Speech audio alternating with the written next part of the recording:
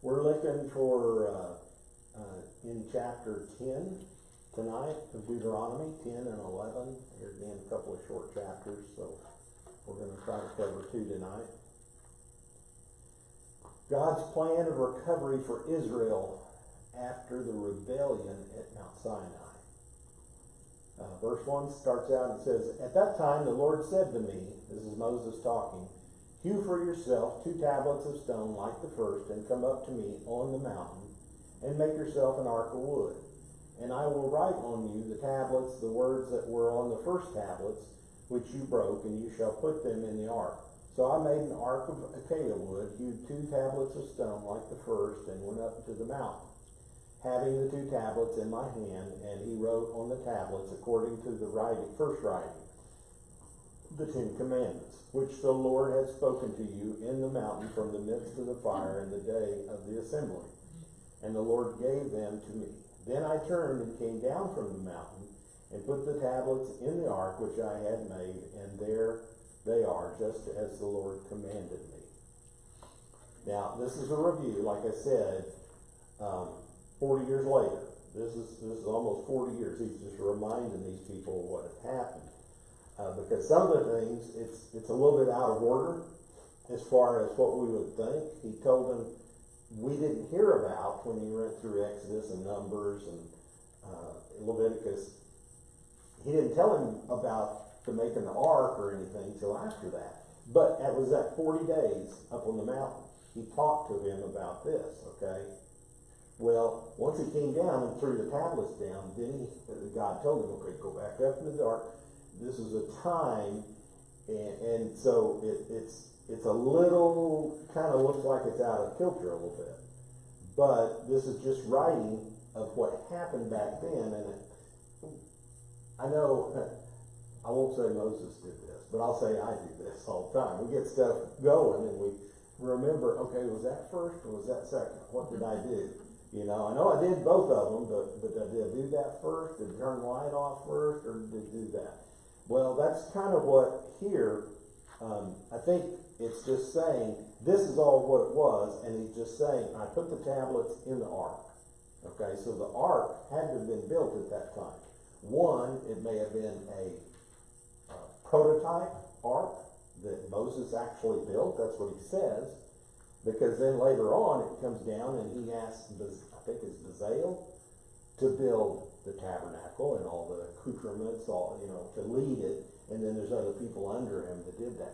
So Moses was not the one to put gold on. Moses wasn't the one to do all that, because the ark had gold on it and all this other stuff, had a top. He had nothing to do with building. I'm not saying that. He may have built an ark. He said he did. Okay? But that's the ark. It says of acacia wood. He made the wooden part of it.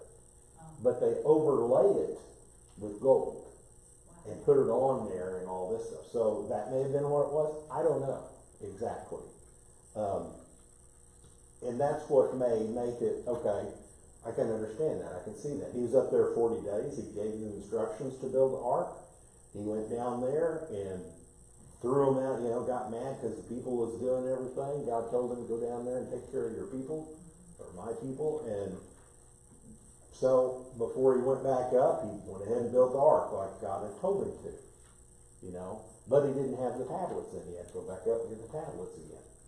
You know what I think is neat here is I hadn't, there I was watching, I can't think of his name, but he's an apologist. And it's not Kirk, but it's another one that goes on the campus. And one girl was saying, if you show me 100%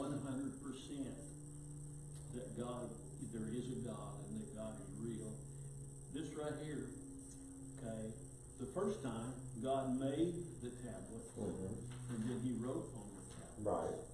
Okay. This time, Noah had to make the tablets. And Took the tablets, Moses, yeah. and went up on the mountain. Right. But God did the writing. That's right. And he spoke to him. He did a physical thing. He made the tablets twice. I mean, he wrote them twice. Yeah. God made. I think that is so cool. Yeah. Yeah. Excuse me. Would you Sorry. like to have been there time, Pastor? Not really. Goes on the right side. Not really. I mean, right up the mountain, right, you know. Well, that wasn't anybody up there besides him. Aaron went up with him. No, he didn't. First time. Joshua went up to the mountain and guarded the mountain, but then nobody else went up with Moses.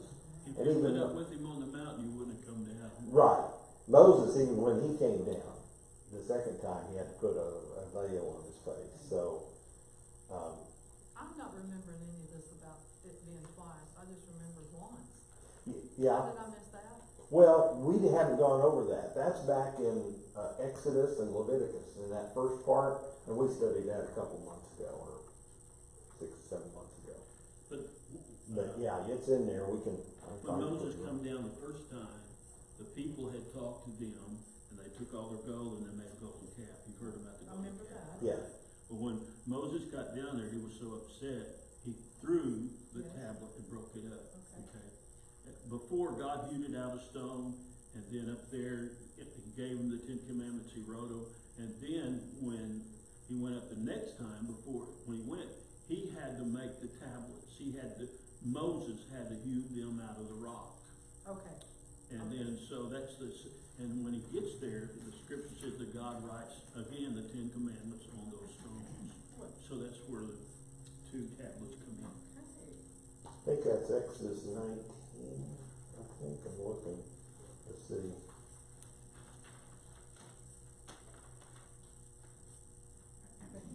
Yeah. So if you want to read more about it, it's 19, 20, 21, 22. And that's where it goes in and tells them about that. And there in 27, he tells them about the ark, the altar, and making it, and the priests. That's about the same time he restored Korah, wasn't it? Isn't that during that? Yeah, it was a little bit before that, I think. Yeah, Bezizel is the son of Uri. He was the one that was going, he's filled him with the Spirit of God and wisdom and understanding and all knowledge to do all this cutting of stones and devising cunning works and gold. Yeah, and then it jumps to Exodus 32 is the calf. Okay, where the golden calf was made, 32. And then 33 is where he goes back up onto the mountain. And 34 comes back down on the mountain. So that was the 2 times, and that's why he's telling them this, because just like them, the kids, some of the younger ones may not have understood that he went up there twice. And he spent 40 days up there. No food, no water.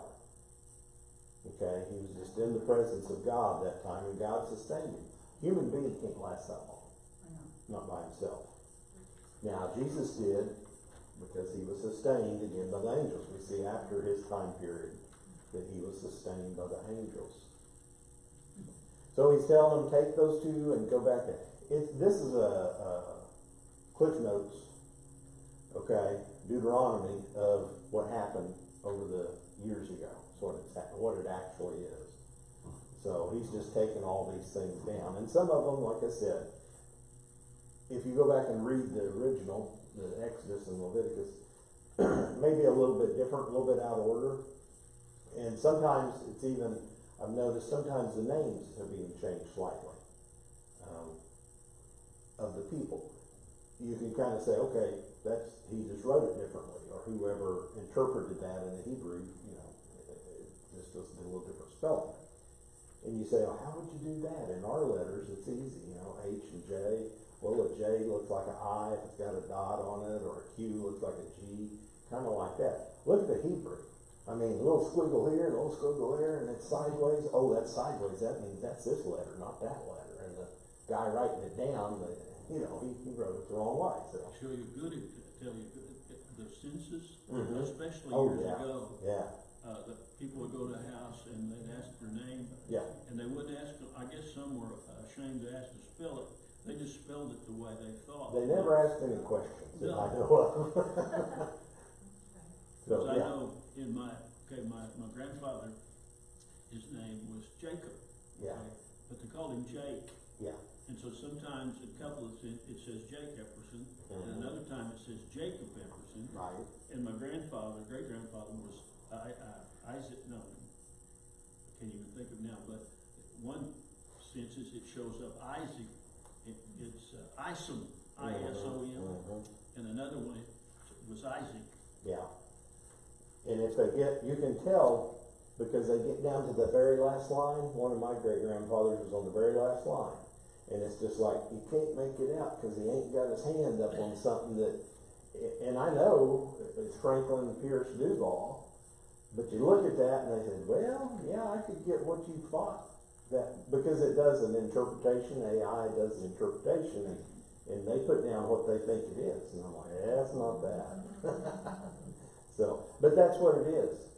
Okay, so sometimes there's a little bit, it's not different, it is different, but it doesn't mean it's a different person.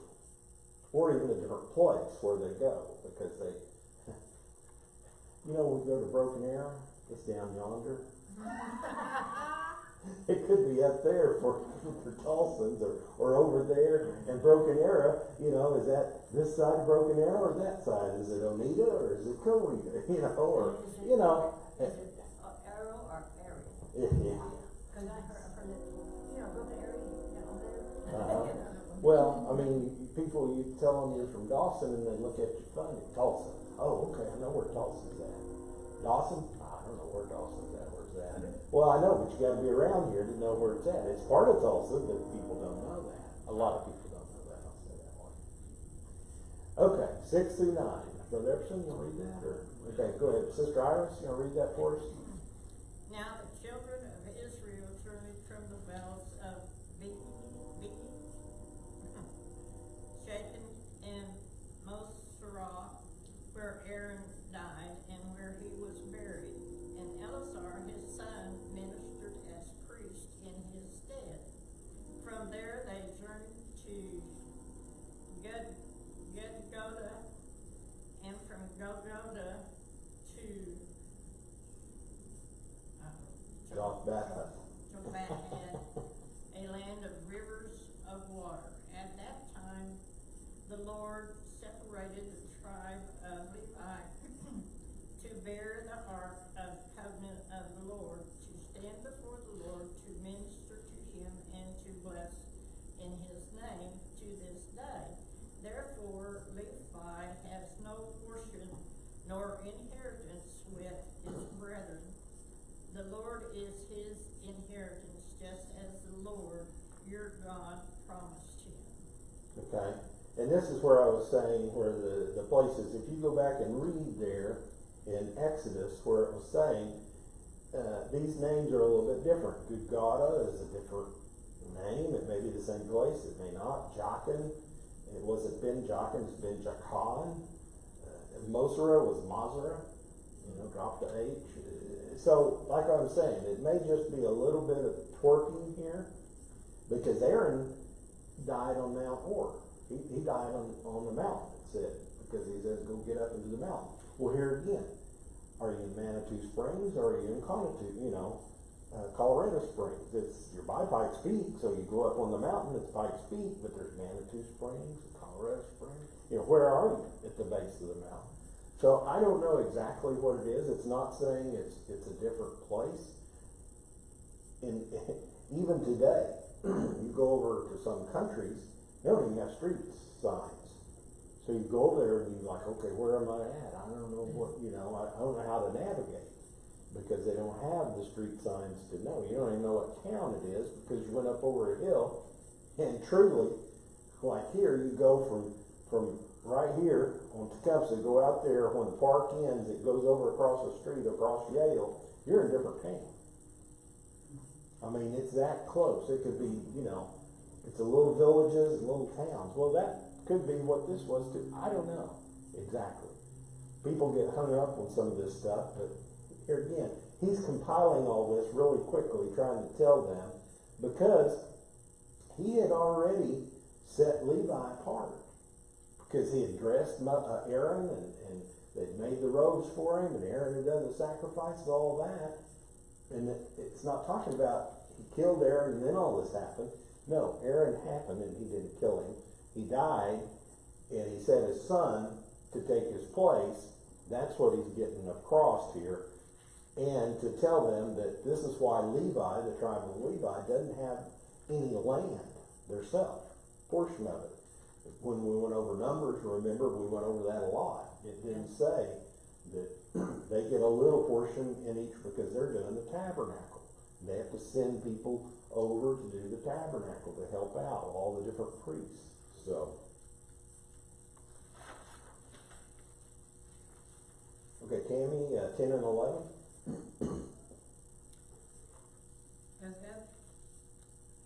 As at the first time I stayed in the mountain 40 days and 40 nights, the Lord also heard me at that time, and the Lord chose not to destroy you. Then the Lord said to me, Arise, begin your journey before the people, that they may go in and possess the land which I swore to their fathers to give them. Okay, so this happened the second time it happened. That's what, when he went back up in there, God told him, he said, I'm going to wipe these people out. I'm going to make a new, I'm going to start fresh with you. And Moses said, don't do that. You know, don't lay this at their fault. And God listened to him, and he didn't. And that's what he's telling them here. God told them, but then he told them to get down there and get on your journey. Because at that time, they hadn't actually started the journey. They had settled in this mountain, and God gave them all the instructions for the commandments and all the different rules and laws that they'd set up, and then they told them how to do all this. Well then, because of that golden calf, all those people had to die. One of the reasons. So that's why God said you're going to journey around here. His plan was to go over and take over right away. It'd been just about a year's journey to get there from Egypt. But it took a lot longer than that. Okay, Bertha, page 4, 12, and 13.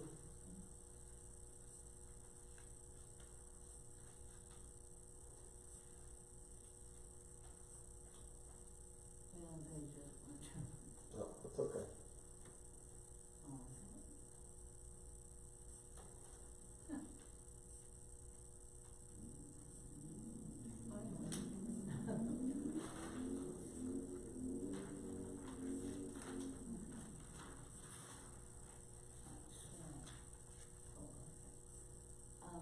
And now Israel, what does the Lord your God require of you?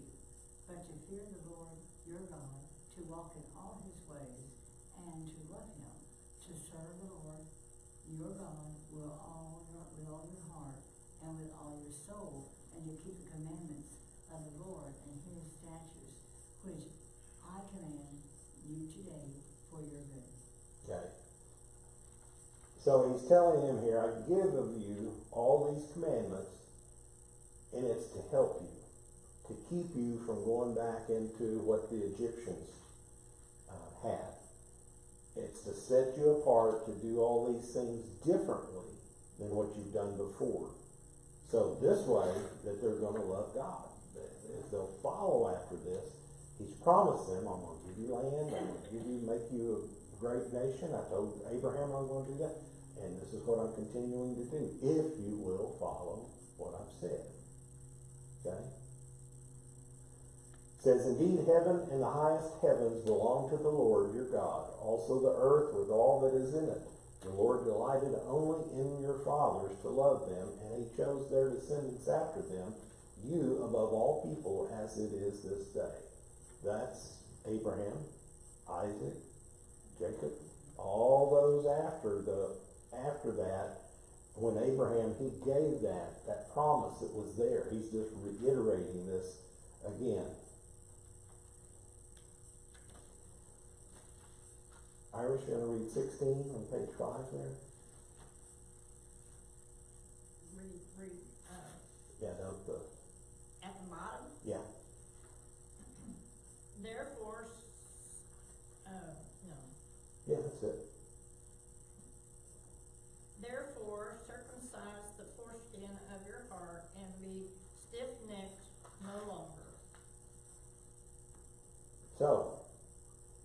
Abraham was given the covenant of circumcision. Okay?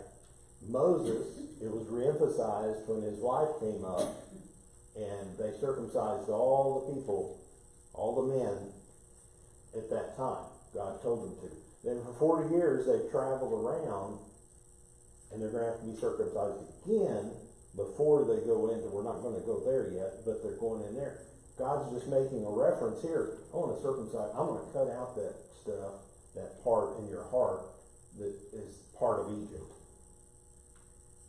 And I'm doing it this way, by setting up these rules, by setting up things that you need to follow. He allowed them, by going and taking this land, they're not going to have to, they're getting everything for nothing, basically.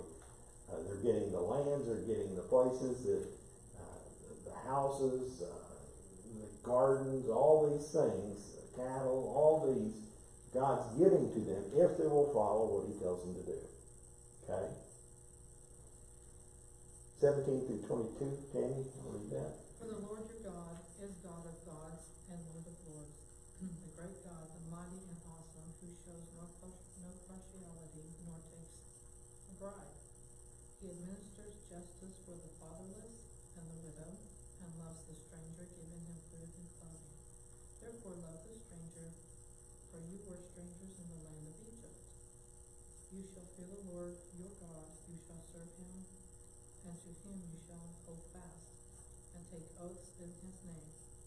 He is your praise. He is your God, who has done for you these great and awesome things which your eyes have seen. Your fathers went down to Egypt with 70 persons, and now the Lord your God has made you as the stars of heaven in multitude. Here again, he's just reminded them. It took 400 years, but they went from 70 to almost 2 million or more. We don't know an exact number, but that's what he's telling them. All these things that's happened on the way, the 10 different plagues, seeing the Red Sea open up, seeing the cloud by fire at night and cloud by day, all these things that happened along the way. The water came out, the quail to feed them. That's what he's done for these. And he's telling them that you need to be, again, he's reminding them, because some of these people may have been really young when they come up, and he's just telling them this is what happened. You need to remember that. And he's telling them that it's God that did it, so you need to remember to worship him, to praise him. Okay? Feel like reading a long one, Bertha? Or you want me to read it? On the next page, 8. Sure. Therefore you shall love the Lord your God and keep his charge, his statutes, his judgment, and his commandments. Always know today that I do not speak with your children, who have not known and who have not seen the chastening of the Lord your God. His greatness and his mighty hand and his outreached arm, his sign and his acts which he did in the midst of Egypt, to Pharaoh king of Egypt, and to all his land, what he did to the army of Egypt, to their horses and their chariots, how he made the water of the Red Sea overflow them as they pursued you, and how the Lord has destroyed them to this day, what he did for you in the wilderness until you came to this place, and what he did to Darjan and Abram and the sons of Slide. okay, the son of Reuben, and now the earth opened its mouth and swallowed them up. Their households, their tents, and all the substance that was their possession, in the midst of all Israel, but your eyes have seen every great act of the Lord which he did. Okay. Again, it's just re-emphasizing some of the things that happened. Yeah. Reminding them. Right. Of these things that had happened. Remember all these deeds, I've given you all the covenants, you know, these are the ones that came in, I took you out of Egypt, I took all this, left them in the middle of the Red Sea, and the sea covered them up. And then when some of the people of Israel doubted Moses that he was the right leader, you know, some of those, the earth just all opened up and swallowed them, you know. Kinda like that they're being ungrateful, so he's reminding them. That's right, that this can happen, okay? So, what it's all ultimately gonna go down to the end of Deuteronomy. It says, if you'll follow these, you'll be blessed. If you don't follow these, you're gonna be cursed. It's as simple as he can get it. We're not there yet, but that's, each one of these is kind of telling them, hey, you need to keep charge of this, you need to keep, and that's what we see later on in Jesus' times. The rabbis, they were really strict with this. Well, they got a little too strict. Like one thing, this pendulum swung way too far out of the way. And everything they did was, oh, you put the offering in that gold bowl, you can't do that. It's gotta be taken up over here or some other different one, you know. They just made different rules up because for some reason, just like, I think I've told y'all before, the lady that, asked her mom why in the world, you know, she was making a ham for Christmas and said, why? She cut off both ends and put it in the oven. And she said, I don't know, you're gonna have to ask Grandma. And asked Grandma, and Grandma said, well, I don't know, you have to ask, you know, great grandma. And they asked her, and they said, well, honey, my oven was this wide, so I had to cut both ends off to get it in there. You know, you can cook it any way you want. You know, a lot of things we get things in and we see people do it and we say, well, that's the way to do it. Well, God doesn't necessarily tell us how to do things. You know, I could drive to my house or I could walk to my house. Well, I'd rather drive. It's a little far. I could walk to Darla's house, Mom's and Dad's house, but that's my house. It'd take me probably about 3 hours. I was thinking there, when it's talking about how the earth opened up, if you're God's people, you go up. If you're Satan's people, you go down. Go down, that's right. That's right. Dathan and Abiram was two of the key associates in probably even the instigators, to say, in the rebellion of Korah. Korah was one of them, okay, one of the leaders. Korah was a Levite. He was Moses' cousin, I think it was, okay? And he thought that he was just as good as Moses.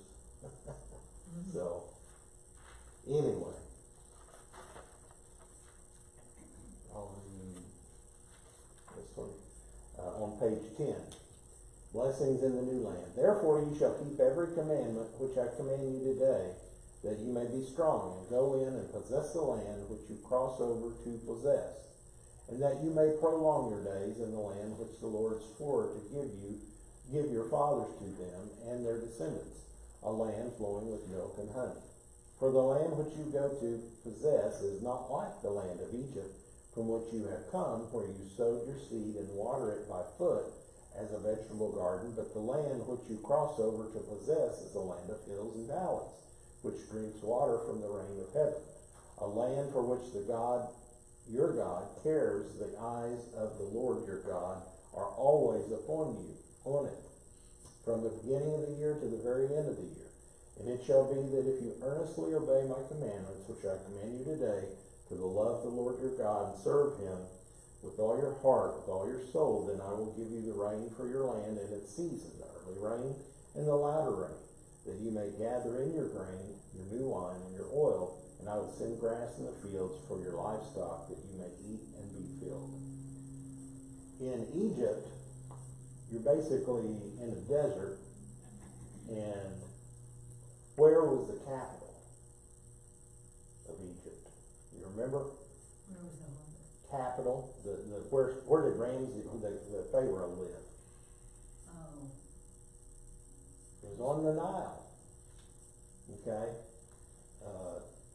Because the Nile was what furnished all the water for all that area, yeah. okay? It dried it up, didn't it? Well, when it rained, it flooded maybe once a year. And all that, you can go when you go, I mean, when we go to Tennessee, you can see the Mississippi River out there. What's on each side of the Mississippi River, at least in Arkansas?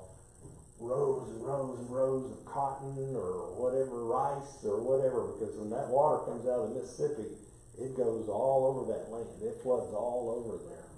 And that's what happens there. It brings that, and that's good, because that brings all that rich sediment and dead fish and whatever's in there, the wood, the compost, all over, and that helps make that really fertile. Every time you have a river that's not salty like Arkansas, then it makes good growing around it. But you're relying upon that. What they had to do is they had to dig trenches. It says with their feet. Well, they had to work at it to dig trenches to get that, or they had to draw the water out of the Nile and go water their crops. What he's telling them here, the land I'm going to give you is a land that's got hills and valleys, and it's going to have a spring rain like we have and a fall rain. Okay, spring rains help bring the crop on. When you put the seed in the ground, it needs water to start out with. Once it gets that water during the summer, you still need to water it a little bit. I've got 2 gardens. I've got one garden up by my house in an old dog pen. Okay, and those are in pots, big containers. I've got 18-gallon pots there. I have to water those because they don't draw any water up from the ground. Down in the bottom part of my, close to the pond, I don't water those because it's getting water off it's sucking that water out of the ground. Now, they don't grow quite as fast or quite as big, but they usually do pretty good overall, because I still water down there because it's in the middle of my sprinklers in the water system. And that's the way it is there in Israel. Like I said, now they have taken it to a step further, as far as they put a lot of irrigation ditches in and everything to control it, to water it, to take, and it is. They, like I said last week, you know, you said a land flowing with milk and honey. Well, that's kind of, you put that in your mind, that's not really cool to see a river of honey coming down. It's not what it means. It means there's so much of it that it's everywhere. You can get it wherever you want. The milk flows, and, you know, the land supports that. Where in Egypt it wasn't. They had to work all the time to do that. It says, calling Egypt a place where they watered by foot refers to the system of artificial irrigation. They used pumps. They had pumps back then, but they used foot power, okay? Because they were the slaves, they were the Egyptians, so they're sitting there running pumps with their legs, or running with their legs back and forth, filling, you know, like that, doing the fireman carry. We don't know. When I was in Vietnam, they have a lot of, they have streams running through the rice paddies. Right. Then they have little squares, and they have a wheel. Paddle. And it's got, on that wheel, it's got jugs. And then it's set up almost like a bicycle. Yeah. And what they do is it dips down, and then they've got a trough coming off, and it runs over that rice paddy. And you can see guys out there all day long. They're not going real fast. No. Just keeping a steady, you know, they transfer that water. Yep. That's been done for centuries. That's right. It's done, even back then, they didn't have bicycles, but they had some form that they made. Sometimes they did it with their animals, the ox and stuff. They would turn a wheel this way, and then put a belt on it and make it go this way. So, it said early rain for them fell in October and November, and it was important to help soften the ground for plowing and preparing the seeds. The latter rain fell about April and helped the crops come to the final harvest to get them full. One of the things that I have trouble with in my garden up close to the house is my tomatoes split a lot. Well, that's because of uneven watering, because I go out every morning and water. Well, they suck up all that water and they can't grow that fast, and they split. So if they have a more even watering in the spring and in the early summer, I get pretty beautiful tomatoes. But in the fall, I don't, because I've had to water them all summer, and they come off, and most of them have cracks, which heal back. They cover themselves back up, but they don't look very good. They taste fine, but they still don't look too good. Okay, Iris, 16 and 17. Take heed to yourselves, lest your heart be deceived, and you turn aside and serve other gods and worship them, lest the Lord's anger be aroused against you, and he shut up the heavens so that there be no rain, and the land yield no produce, and you perish quickly from the good land which the Lord is giving you.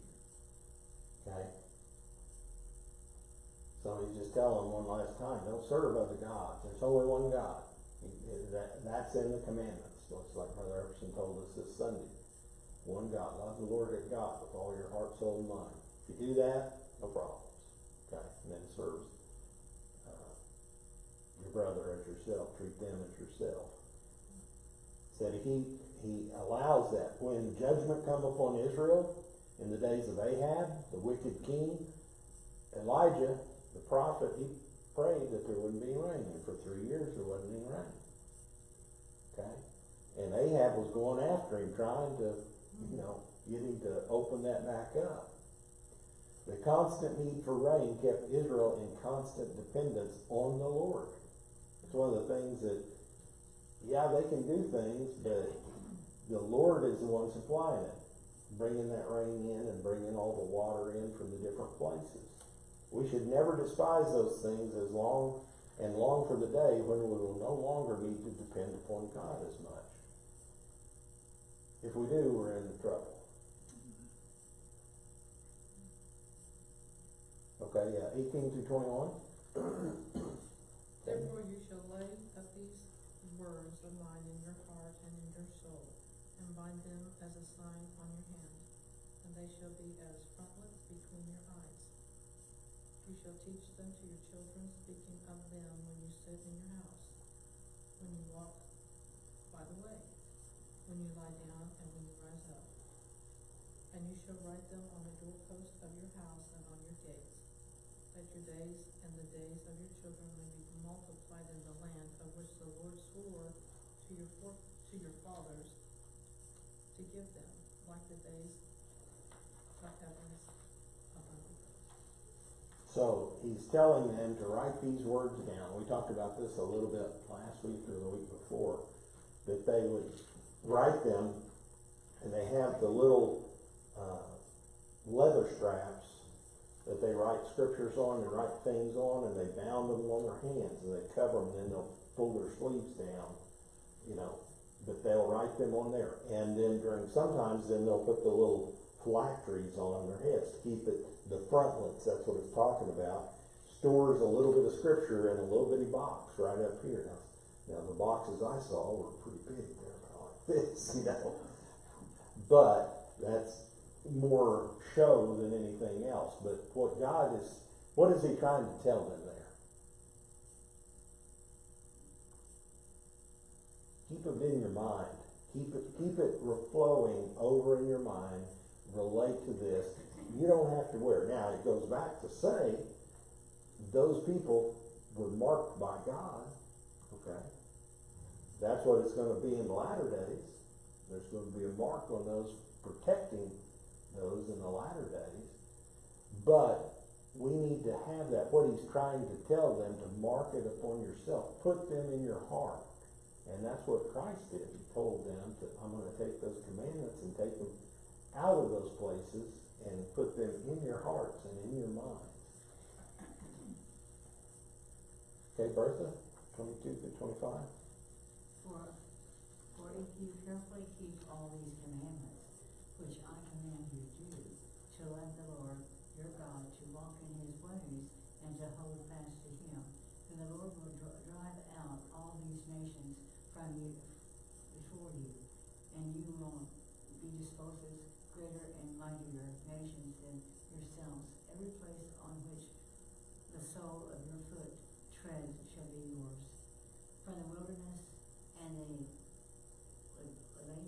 Lebanon. From the river of Euphrates, even from the western sea, shall be your territory. No man shall be able to stand against you. The Lord your God will put the dread of you and the fear of you upon all the land where you tread, just as he has said to you. Okay, and we've talked about this a little bit. That's from the bottom, okay? From the wilderness, which is the bottom part of Israel, all the way up to Lebanon. That's north. That's almost 100 miles north. By the top. From the river Euphrates, which right now, that's over like in Iraq. All right? All the way to the Western Sea, which is the Mediterranean Sea. That's right now, it's on the, so it was a huge land that he was going to give them. Now, they never took over all that land. They have a small portion of what they have. Later on, David conquers a lot of land, but they still, they don't keep what the God originally told them that they could have, if they would follow him. And that's kind of what happened. They'd follow him for a while, they'd grow, and then they wouldn't follow him, and people would start coming in and taking their land. Just like in 26, behold, I set before you today a blessing and a curse. The blessing, if you obey the commandments of the Lord your God, which I command you today, and the curse, if you do not obey the commandments of the Lord your God, but turn aside from the way which I command you today to go after other gods, which you have not known.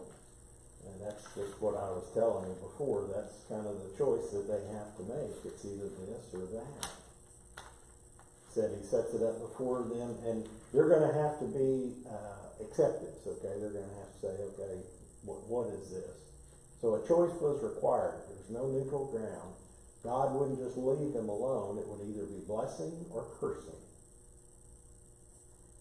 29 through 32 says, now it shall be, when the Lord your God has brought you into the land which you go to possess, that he shall put the blessing on Mount Gerizim and the curse on Mount Ebal.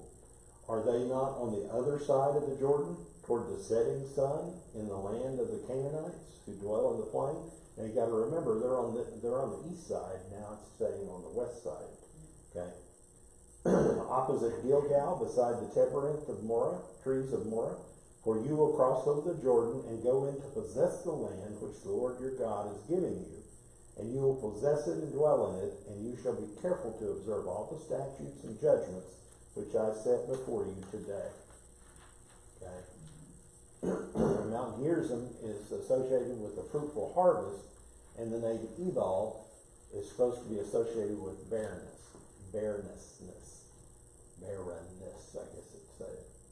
So it's telling them that there's going to be blessings and there are going to be cursings, and you can do it one way or you can do it other. But he's telling them, I want you to serve me. Is the name evil different? Again, they have different names for different areas. They talked about Ebal, okay, and they talked about other mountains in there, and we don't really exactly know exactly where. Now some of the archaeologists and stuff now may be able to tell you where it's at, but you look on several of the maps that I've seen, and different say, well, it could be here, it could be here, it could be here. These are all different mountains. Mountains to them, it's kind of like the Oklahoma mountains. They have up to the north by Galilee, where you can see, Mount Hermon is a mountain. It has snow on it all the time. But down south, it's a high place. It's a big hill. I mean, if you do a little climb it, it's kind of like when we got down, because of the silly valleys that's in between it. We were driving up, just one little story before we go. We were driving up to Masada, and I don't know if you've ever seen pictures of Masada, but it's on the top of one of the plateaus of that area in the desert place down there, 1,000 feet up, okay, from the floor of where the Dead Sea's at. And we was driving along the Dead Sea and coming up, and we turned the corner, and there it is up top of there, and the lady said, that's where we're going. And one of the guys in our group goes, because we'd walked all day. It was the end of the day almost, we had 2-3 hours left to go before we went back to Jerusalem. And he's like, no, I don't want to walk up there.